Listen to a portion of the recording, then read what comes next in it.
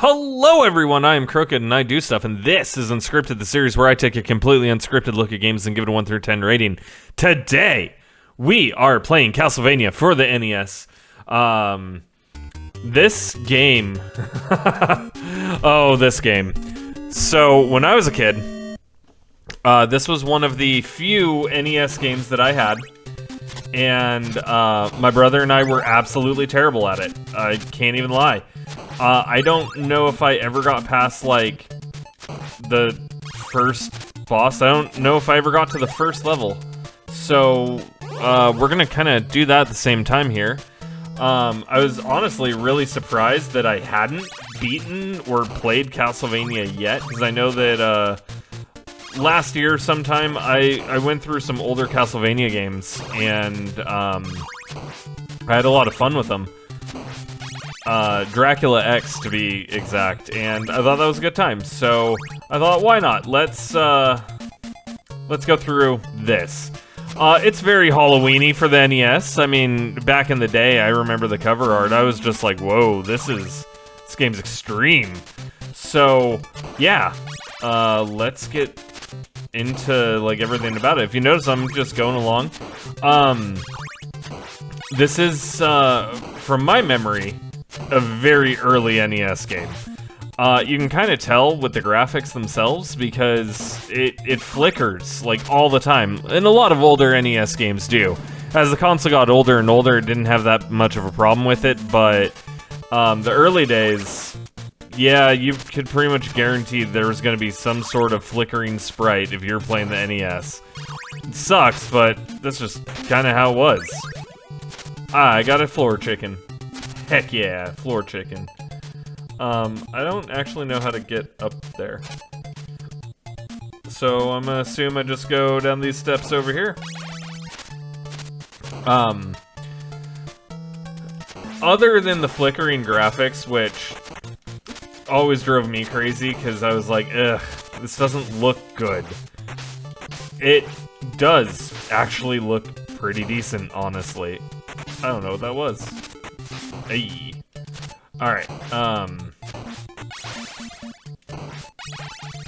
so yeah, like, you can very obviously tell what a lot of different things on the screen are. You can tell that there's, like, moss or stalactites or something growing.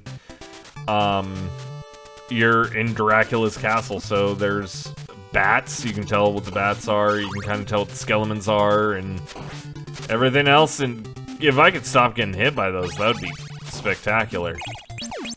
I think that kills everything on screen, but I only guess that because I've played a lot of Vampire Survivors, which is basically just using a bunch of assets from this game. Oh, I should have walked down those stairs. Now I have to worry about all these ghouls and ghosts. I am gonna take the axe, because I think that's a better weapon. And, yeah. I have played this a bit as well, when I was, doing... I had this, series that I was running on my Twitch for a little bit, where I tried to, like, play through every NES game. They're wild. There's a lot of really good ones, there's a lot of not good at all ones, and that's the NES in a nutshell, honestly. Oh god. No! I don't know what that did, and I'm kind of sad because I wanted that. I got my axe back, though. My whip is not nearly as powerful as it was the last time I entered this fight. There we go. Full whipping power. We can whip it good. I just realized that the meter at the bottom is the health of this thing. I don't know what the heck I just picked up, but, die, Vampire Bat! Yeah, so, graphically, I mean, it looks good. Sound-wise, it sounds spooky, scary, kind of what it needs to sound like. Oh, that noise is terrible, but, yeah, the music here is pretty iconic. If you've played an NES game, like, this is one that really sticks out and is like, yeah, this is Castlevania music, I know that. So that's pretty iconic. And I mean, it sounds pretty good when you hit anything with the whip. It sounds good. Like, the fact that there's contact for everything, and the whip actually sounds kind of whippy. I feel like Jacques the Whipper would be very proud of how whippy. If you don't get that reference, you're not on TikTok enough, or you're not on the right TikTok enough. But yeah, honestly, sound-wise, it's pretty good. And graphically, I mean, look at this. This is pretty detailed. Sure. Simon? I think I'm playing as Simon. He's not super detailed, but basically everything else is. Which is fine. These are annoying. And yeah, I know for a fact I've never gotten here when I was a kid. So the only thing left is controls, which, honestly, pretty basic controls. Select does nothing, start just kind of pauses. A and B, jump and throw the whip. Whip the whip. If you hold up, you can throw things like that. And yeah, it's pretty basic controls, but they're done very efficiently. In later Castlevania games, you actually have the ability to like whip omnidirectionally, which is a huge improvement and makes things a lot easier in a lot of different ways. I feel like I shouldn't have gotten that.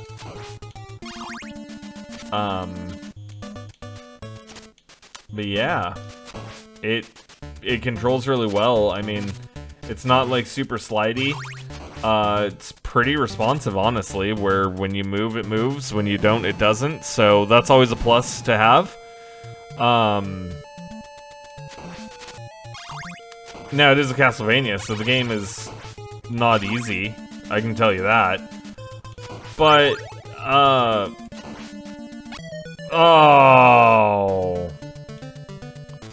That was cheap. Just as I'm talking about the difficulty of the game, it pulls out a cheap move to kill me. That's rude. So I guess I have to duck for that one. Dumb. I want that heart. Give me.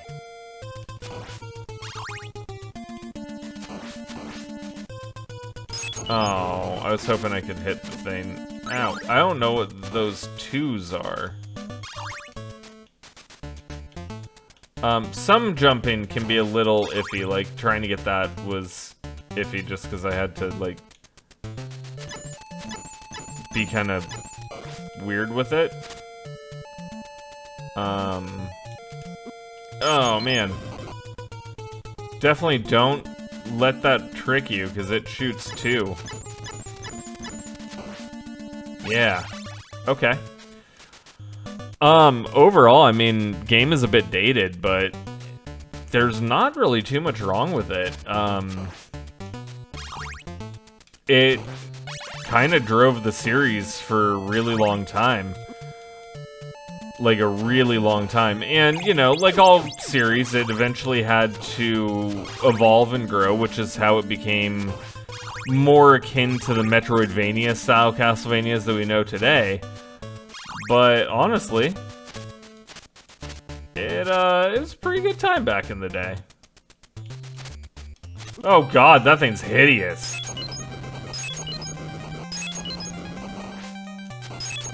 Whew, I feel like I just got a cheat code with how, like, I was able to kill that. So for a score, honestly, pretty good game. Some sound effects are absolutely dreadful.